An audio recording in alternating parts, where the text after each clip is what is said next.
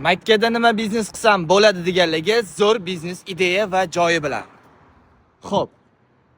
2 qavatlidan 2 ta ekan. Birinchi qavatini mana polniy mametgacha stol qilib qo'yib, mana bu narsa nimani anglatadi? Saudiyada yaxshilab e'tibor beramiz. Batqa Qurayshdamiz. Mana yo'l yuzidagi joy.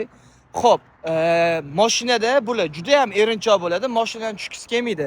O'shaning uchun ham mana bu yoqdan kiradigan qilib qo'yib, zakaz qiladi. Mana bu yog'idan chiqib ketadi o'sha mana mashinamiz turibdi. Chiqib ketadi. Xuddi mana shunaqa qilib Saboyga olib ketadigan joy qilib qo'ysanglar, maslahatim juda ham zo'r ishinglar yuradi.